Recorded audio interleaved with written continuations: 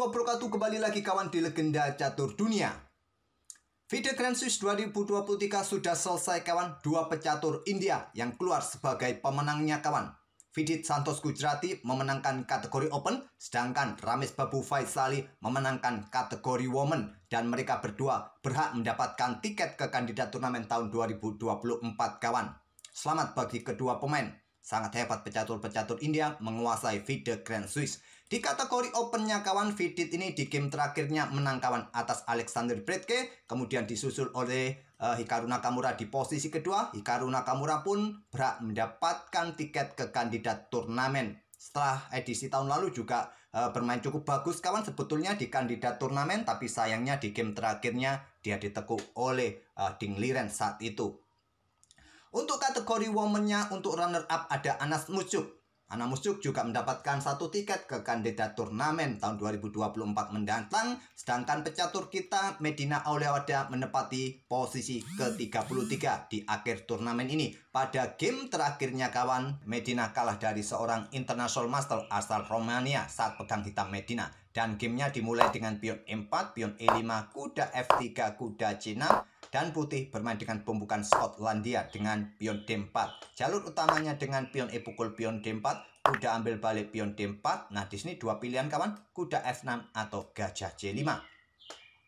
Kalau kuda F6 terlebih dahulu biasanya diikuti dengan langkah pertukaran langsung, kuda pukul kuda, ambil balik menggunakan pion B kawan, diikuti dengan langkah pion E5 kejar kuda, menteri ke peta E7 untuk pin kuda ini terhadap raja, biasanya ada menteri E2. Nah, kalian lompat kuda ini ke peta D5, diikuti dengan pion C4 kejar kuda lagi kawan, ada gajah A6. Opsinya hitam rokade panjang kawan, pion B3 dan pion G6 bisa dilanjutkan, ataupun rokade panjang kawan, mungkin balasannya adalah pion F4. Atau tadi kalau kalian memilih jalur rokade panjang di sini bisa berlanjut dengan langkah pion G3. Oke, itulah jalur dengan kuda F6, tapi Medina memilih jalur gajah D5 untuk serang kuda. Di sini pilihan utamanya adalah perkuat posisi kuda dengan gajah E3 sekaligus melanjutkan pengembangan, ataupun pertukaran opsi keduanya kawan, dan opsi ketiganya kuda ditarik mundur ke peta B3. Di sini putih memilih pertukaran kuda pukul kuda C6, tidak langsung diambil balik kawan, menteri keluar langsung memberikan ancaman serius, ancaman skakmat. Dan menteri ke D2 pilihan utamanya, baru nanti pion ambil kuda memilih menantang pertukaran menteri langsung ke peta F3. Medina ambil balik kuda C6 dengan pion B, dan putih melanjutkan pengembangan kuda D2, tidak terburu-buru melakukan pertukaran kedua pemain. Di sini Medina langsung dorong pion H5. Di sini Medina sudah mulai agresif kawan. Langkah menteri hitam tadi kawan langsung keluar ke peta F6 ini tidak menunjukkan langkah yang agresif ataupun ingin keluar menyerang. Memang jalurnya seperti ini di game-game terdahulu kawan. Tapi setelah pion H5 ini kawan, sudah jelas Medina ingin keluar menyerang dan menang kawan. Di beberapa game terdahulu kawan, di posisi ini pion D6 ya lazimnya dimainkan untuk segera buka akses bagi pengembangan gajah atau perkuat peta pusat kawan, atau langsung menantang pertukaran menteri. Banyak yang terjadi juga di game-game terdahulu. Pion A5 ini saran dari Stockfish, Medina bermain dengan pion H5-nya. Diikuti kuda B3 serang gajah, gajah mundur ke B6, kemudian ada pion A4, ada pion A5. Di sini dilanjut dengan langkah gajah berkembang ke C4, mungkin persiapan rokade, tak peduli, Medina dorong terus pion H4. Gajah G5 serang menteri. Nah, di sini sudah saatnya pertukaran kawan. Di sini putih juga mempunyai kesempatan, hanya sekedar gajah ini bergerak ke peta E3 untuk menantang pertukaran gajah gelap, gajah G5. Dan Medina menolak bertukar menteri, bergerak ke G6 untuk pressure pion yang di sini. Apakah nanti diikuti pergerakan apa kawan, ataupun juga persiapan mungkin pion F6 nanti untuk usir gajah kembali. Gajah langsung ditarik mundur ke E3 menantang pertukaran. Pion H3 didorong terus oleh Medina. Pengorbanan sementara nanti bisa diambil bersama gajah benteng kawan. Langsung diterima pion G pukul pion H3. Nah, menteri ke F6 saran dari Stockfish kawan. Ataupun pertukaran gajah gelap langsung memilih dengan pion D5 untuk buka akses bagi gajah untuk mencoba rebut kembali pion H3. Temponya ancam gajah. Pion E pukul pion D5 Nah, sudah saatnya benteng dikeluarkan ancam menteri, mendapatkan tempo ancam menteri. Selepas mungkin menteri bergerak ke petak F4. Nah, di sini gajah pukul gajah, ambil balik menggunakan pion. Nah, di sini gajah bisa dikeluarkan ke petak G4 untuk mencoba menghadang pergerakan raja ingin rokade panjang atau langsung tantang pertukaran menteri di sini kawan. Oke, kembali lagi ke langkah aslinya. Memilih menteri ambil pion C2, ancam gajah kawan, ancam kuda, tapi masih ada benteng C1, pertahankan posisi gajah, usir menteri kembali ke petak G6. Nah, di sini gajah pukul gajah B6 yang terkuat, memilih dengan langkah pion D6 kawan. Coba ingin rebut pion di sini, skak garbuan terhadap benteng, antisipasi dengan gajah D7 oleh Medina. Pion D pukul pion C7. Nah, di sini kawan, gajah langsung ambil pion ini untuk menghindari ancaman di sini kawan. Juga perkuat dukungan nanti bagi bentengnya coba rebut dua pion ini. Memilih dengan benteng ambil pion H3.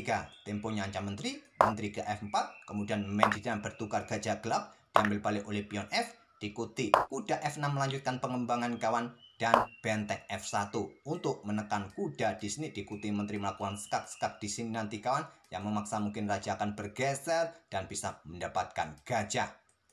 Tapi Stockfish menyukai menteri langsung ke petak E5 ketimbang benteng F1 ini. Di sini kawan, ada opsi untuk menantang pertukaran menurut Stockfish yang terkuat. Tapi Medina memilih benteng mundur ke baris kelimanya untuk jaga petak C5, petak E5 ini kawan. Di sini putih manuver dengan kudanya di petak D4. Coba tekan pion yang di sini dan bersama benteng nanti bisa mendapatkan pion C6. Benteng C8 lanjut Medina kawan. Diikuti dengan langkah gajah mundur ke E2. Temponya ancam benteng, buka akses bagi bentengnya. Benteng digeser ke petak G5. Diserang lagi dengan pion H4. Benteng ke G2. Nah, sekarang menteri mulai bergerak kawan. Kalau Stockfish tadi menyukai benteng ini ke D5 untuk berkoneksi dengan gajah. Karena juga harus mempertahankan petak-petak ini kawan. Seperti yang kalian lihat pergerakan Medina tadi memilih benteng G2 sehingga memberikan keleluasan bagi menteri mulai menusuk. Skak. Raja bergeser ke F8 oleh Medina. Skak lagi di sini kawan. Nah, bergerak ke sini. Kalau bergerak ke sini kawan, ancamannya kan ada benteng meluncur. Tidak ada yang menjaga gajah, gajah jatuh, benteng terancam, pion juga bisa promosi, repot. Oleh karena itu raja bergeser ke petak E8. Nah, di sini putih berpikir kurang lebih 5 menit kawan, memutuskan kembali ke petak E5 skak. Sehingga kontrol waktu putih sekarang hanya tersisa 5 menit, sedangkan Medina seperti biasa masih mempunyai banyak waktu. Kita masih di langkah ke-26. Bergeser lagi ke petak F8, ke petak D6 lagi untuk mendapatkan increment kawan, ke petak E8 lagi. Nah, di sini gajah bergerak ke petak F3. Langsung sikat pion ini kawan untuk ya mencoba melakukan ancaman skakmat.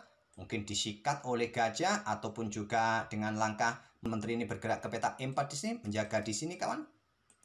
Tapi memilih dengan gajah F3 terlebih dahulu, ada menteri G3 skak. Terpaksa pertukar menteri, ambil balik oleh benteng. Raja F2, benteng H3, benteng H1, pertukaran lagi kawan, diambil balik oleh gajah agar benteng tetap menekan di sini.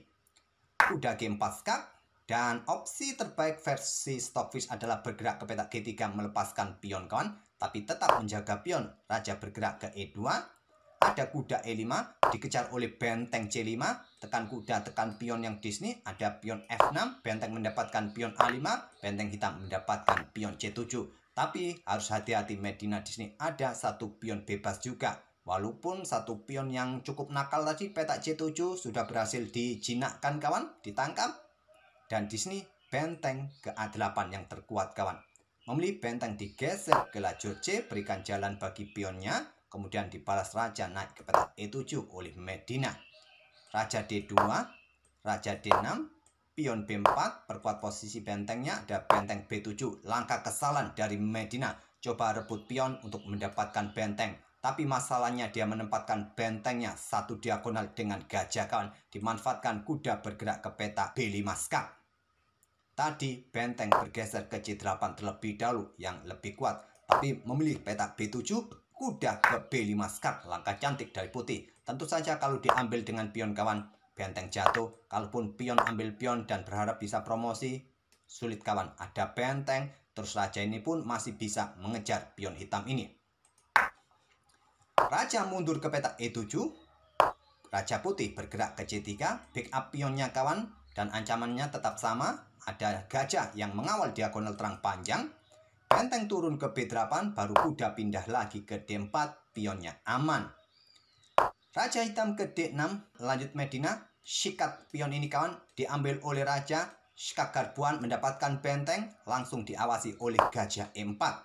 Benteng H8 dilepas ke H5, ambil oleh benteng oleh Medina. Dan selanjutnya gajah ambil pion C6, sikat oleh gajah kawan oleh Medina. Yang terkuat benteng ini ke petak H3 saja dengan tempo ancam pion juga kawan. Karena di sini jika langsung diambil menggunakan kuda tentu benteng jatuh. Medina tadi ambil menggunakan gajah.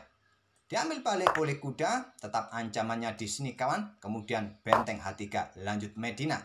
Terlebih dahulu kuda pukul kuda E5, ambil balik oleh pion. Raja dekati pion, pion aman, ada dua pion putih terkoneksi. Masalahnya di situ kawan. Dan posisi raja pun sudah di cut off oleh benteng di lajur C ini. Pion G5 juga ingin promosi. Pion A5, benteng H8, benteng B5 kawan. Benteng G8 untuk dukungan pionnya. Tenang, ada pion A6, pion G4, pion A7. Dan persiapan blokade, tentu saja benteng harus digeser. Di sini kawan ada benteng A5 untuk jaga pionnya. Dan raja siap mendekati pion-pion hitam. Posisi pion ini sudah terkunci oleh benteng kawan. Kalian mau kemana lagi? Nanti tersisa satu pion di pusat pun juga bisa promosi. Di sini Medina terus dorong pion G3, raja ke E2, pion E4, dan raja ke F1 kawan. Raja hitam C7, raja G2, Medina menyerah di langkah ke-55. Sudah tak perlu saya lanjutkan lagi. Jika kalian masih tetap tidak bisa mempromosikan pion putih kawan, sungguh terlalu. Kalian pasti sudah kehabisan kopi. Oke, itulah kawan, game terakhir dari Medina Aulewarda mengakhiri turnamen di posisi ke-33. Tetap semangat terus bagi Medina Aulewarda. Masih muda, masih mempunyai kesempatan banyak untuk berlaga di event-event top dunia ke depannya. Dan tentu saja ini merupakan pengalaman berharga bagi Medina mengikuti event turnamen top kawan. Dan mengenai turnamen berikutnya kawan, beberapa hari ini saya rasa tidak ada turnamen besar yang akan digelar. Minggu depan baru ada European Team Chess Championship, kejuaraan antar tim di Eropa kawan, kita tunggu saja.